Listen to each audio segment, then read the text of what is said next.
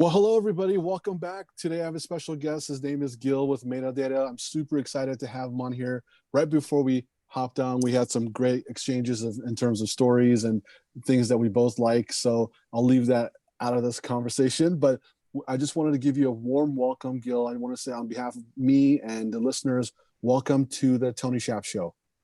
Thank you. It's great to be here, Tony. Welcome. So, as you know, I do a quick rapid 10 top 10 with Tony.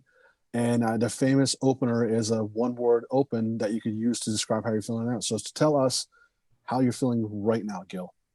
Right now, I feel adventurous. Love it. Okay, let's dive right into business.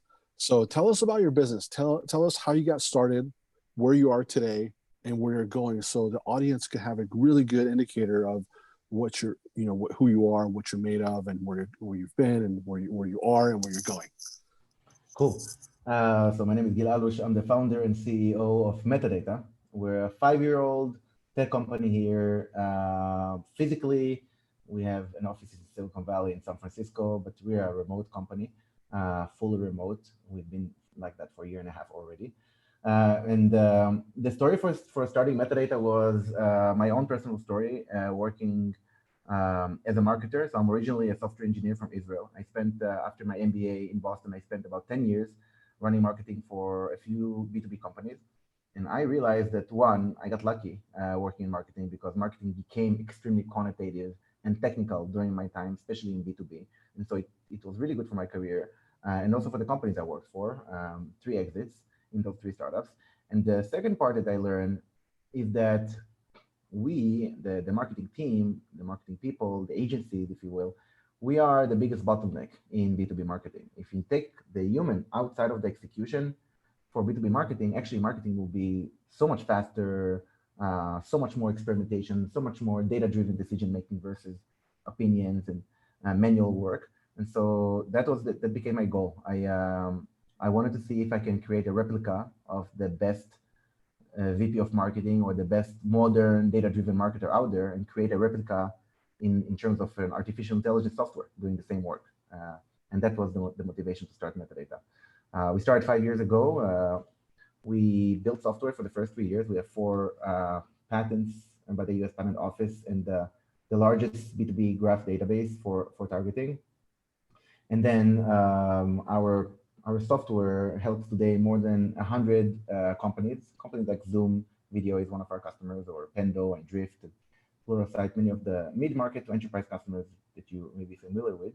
And what we do for them is completely automate the work of demand generation so that they can rely on our software to operate their own marketing stack and constantly run campaigns so that they can get a predictable velocity of inbound demand, so that their salespeople have pipeline to work on.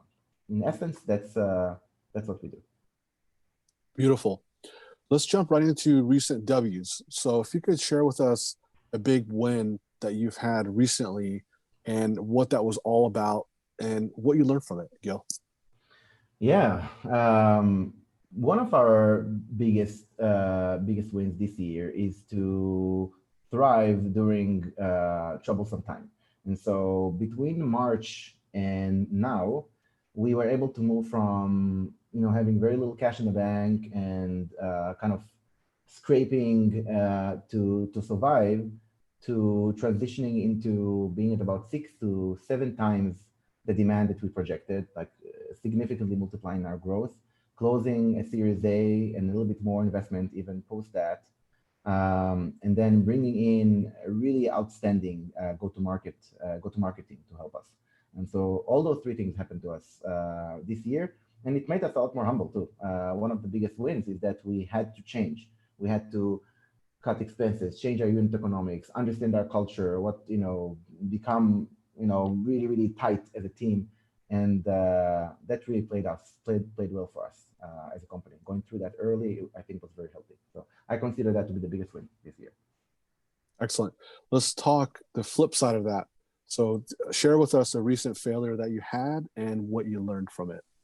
Well, I said March to now, and so I'll talk about February. In February, January, February, we were raising. This is pre-COVID environment and circumstances. And so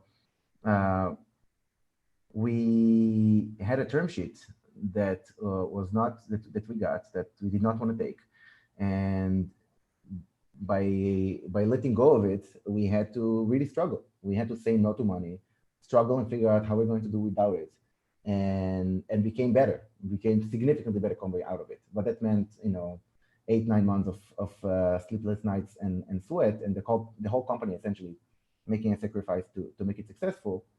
Good outcome. But in some of the months I wasn't able to pay payroll, or I was getting very close to not being able to pay payroll.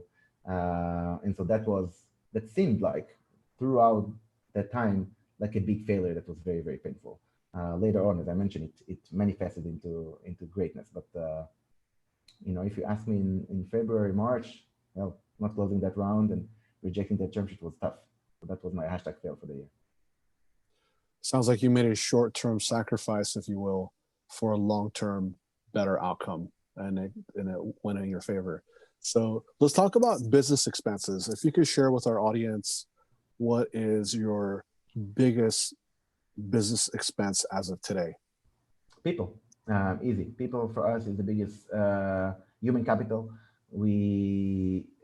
It's so obvious to me, at least, in the 5 years I've been running Metadata, that having really dedicated, loyal, ambitious, good people on the team makes all the difference, and that by itself can be a very successful company, or can be a very big piece of a big company. So we put a lot of investment there, including coaching, growth opportunities. It's not just the bonuses, so on and so forth. So to create a very strong cohort. So that's my biggest expense, human capital.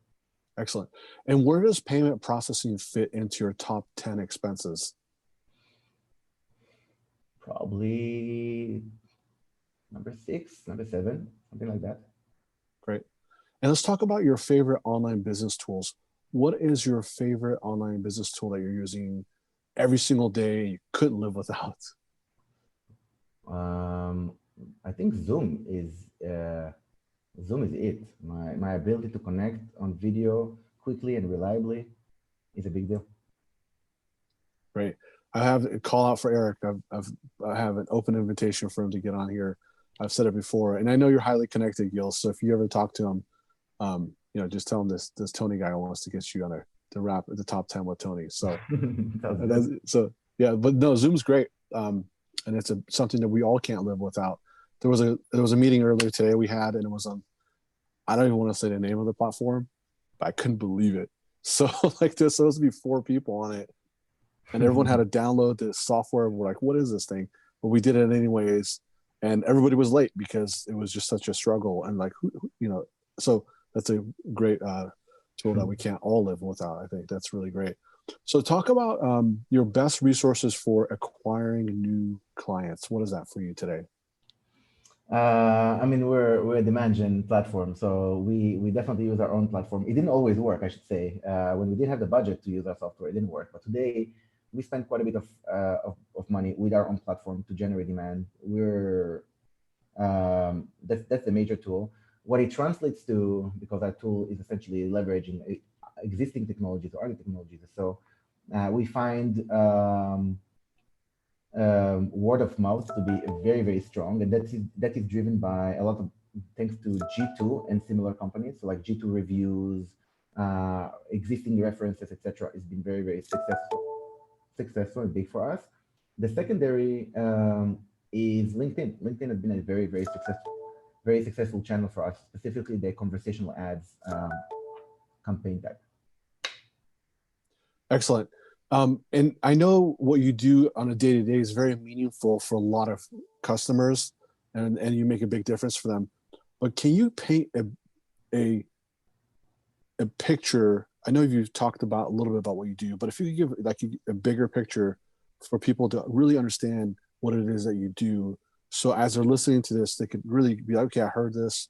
This is what he does. This is who he does it for, stuff like that. So, because I know what you do is very meaningful, but if you could just expand on that, if you don't mind, Gil, that would be great. Yeah, thank you for the opportunity to distill this. So for B2B companies who are post product market fit, so they have a product, they know who they're selling to, and they're looking to grow. They're looking to grow rapidly, but they still want to keep their unit economics, their customer acquisition costs at a healthy, sustainable level. they can come to Metadata, and then we'll help them build a custom demand generation engine for their business based on their total addressable market, based on their buying personas or buying committee, based on the content and creative that they have already available and the channels that they have available. And essentially, our software will utilize their anything from their HubSpot to LinkedIn to Facebook to display advertising to buying data, and it will essentially spin up an operation that will yield them a predictable inbound lead flow. They'll get every month a velocity of inbound leads of people who raised their hand and said, here is my information. I chatted with you on your website, or I gave you my information via a form. And now you can send me emails, and eventually, we can hop on the sales calls. We do that with more than 100 companies and customers. So that's our bread and butter, generating predictable demand for B2B companies. Beautiful. What's that one question that you always wish people would ask you, but they never do? If you could share that with us, that would be great. I always ask, and I think everyone should ask 1 to 10. How are people when you talk to someone, or how are they mentally in the mental state of being? We ask the team once a month, and I ask in every one-on-one that I have with every person, how are you doing 1 to 10, just to get a pulse. Excellent. And sadly, as we're coming to a close, if you could let our listeners know how they could get in touch with you, your website address, I'll definitely put in show notes, but as they're listening, if you could just run through that as well, that'd be great. Yeah, easy. Gil@metadata.io. GIL@metadata.io is my email. Always happy to meet the people. Great. And the one word close. So what's the one word that you could use to describe how you're feeling now as we're coming to close? Excited. Excellent. Excited. Well, Gil, thank you very much for taking the time to come on the show. I really appreciated it. And also our audience will appreciate it as well. You gave us some good gems to use as we're running our businesses every single day, and some inspiration. And I can't wait to have you on here again. Thank you, Tony. I really enjoyed it. Thank you for the time. Thank you, Gil.